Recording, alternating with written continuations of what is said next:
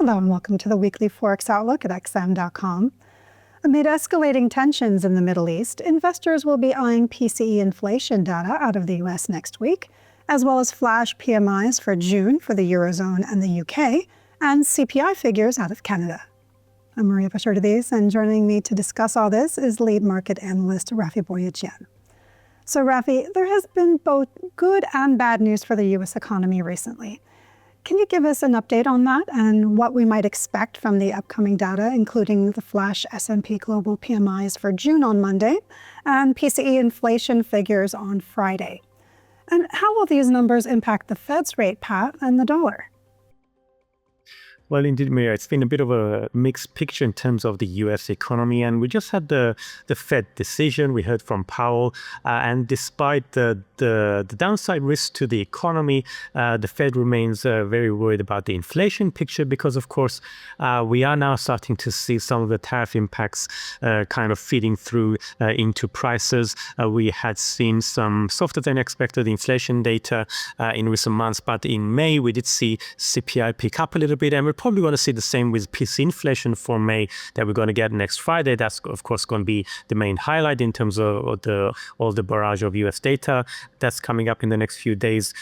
So the situation as it stands is that, yes, inflation for now is manageable, but the Fed is worried that it's going to rise over the coming months, but we don't quite know just how much it's going to rise. And then, of course, we might rise even further if the US doesn't agree trade deals with its main trading partners and President Trump decides to, bring back the reciprocal tariffs.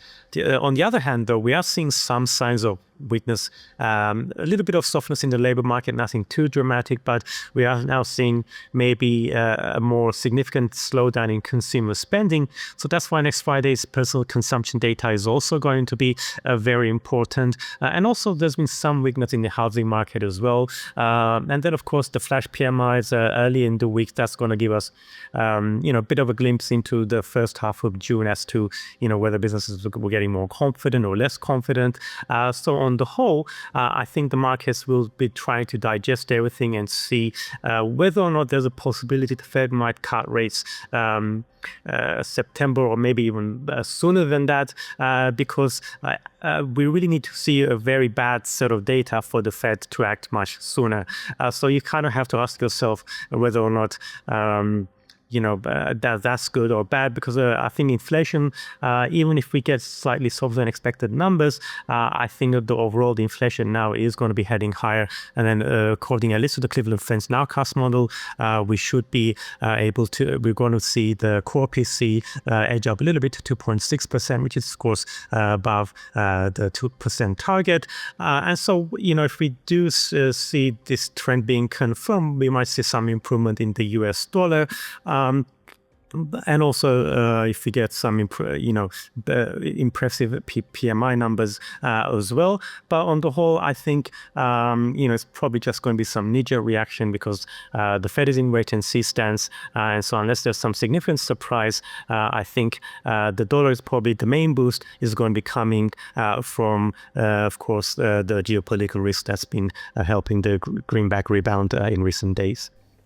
Yes, the rising tensions in the Middle East are definitely a concern, especially the risk of the U.S. entering the Israel-Iran conflict. What market reaction can we expect going forward if there is further escalation? So this is actually a fast developing situation. There's speculation that the US may carry out some strikes over the weekend to help Israel basically destroy Iran's nuclear facilities once and for all. Obviously, if we do see, a heightened geopolitical risk, that's going to, as we've seen already, it's probably going to be helping the US dollar. We're not quite sure how gold would react because on the one hand, the reaction has been rather muted. Maybe that's why gold hasn't really risen that much. But obviously, a much bigger escalation could see gold actually join in the safe haven rally. But on the other hand, we haven't seen a huge sell-off in equity markets. So there is a risk that any big escalation could spark a much bigger sell-off in stock markets this time around. Turning now to the Eurozone and the UK. We'll get flash PMI data for both economies on Monday. How might this data impact the euro and the pound amid the heightened geopolitical and trade uncertainty? So both the euro and the pound have been doing rather well against the dollar this year, and both the eurozone and the UK economy actually did rather well in the first quarter. But then in April we did see as the uncertainty rose on the back of the reciprocal tariffs. We did see business activity kind of come under pressure. Now we did see a small rebound in the UK in May, not so much in the eurozone. But should we see some improvement for the June PMIs? We could see both currencies benefiting a little bit against the US dollar, but I think on the whole, the outlook is a little bit better for the euro because of the fact that the euro has some safe haven attributes of its own. So as long as the trade war is it's ongoing, I think that the euro could potentially continue to strengthen against the greenback, especially as the ECB is now reaching the end of its easing cycle, whereas the Fed, on the other hand, is on pause and probably not even halfway through its easing cycle. Now for the pound, though, the UK has a twin deficit problem, so this makes the pound a riskier bet whenever we've got heightened geopolitical tensions. But nevertheless, if you see a solid set of PMIs, I think that might potentially help sterling as well. And finally, over in Canada, the latest CPI figures are due on Tuesday. How might this data impact the Bank of Canada's next moves and the loonie? And how close are the US and Canada to a trade deal? So this is the big question right now, because there were some hopes that the US and Canada might reach some kind of a trade agreement in the run-up to the G7 summit that started a week ago, but that hasn't happened, and we don't have a firm date of when we're going to get a deal. But at least we know that negotiations are ongoing, and despite the rhetoric between President Trump and Canadian Prime Minister Mark Carney, it still seems that the two are talking to each other, so that is positive.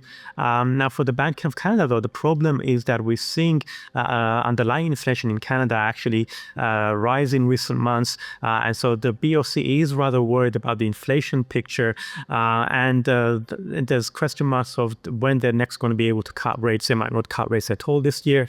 Probably, at least when we look at the market expectations, we might get a cut by December.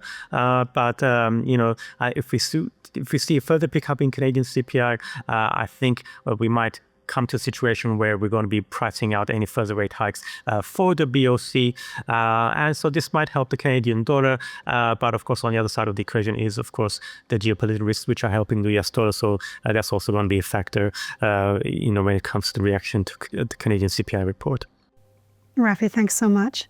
This was the Weekly Forex Outlook here at XM.com.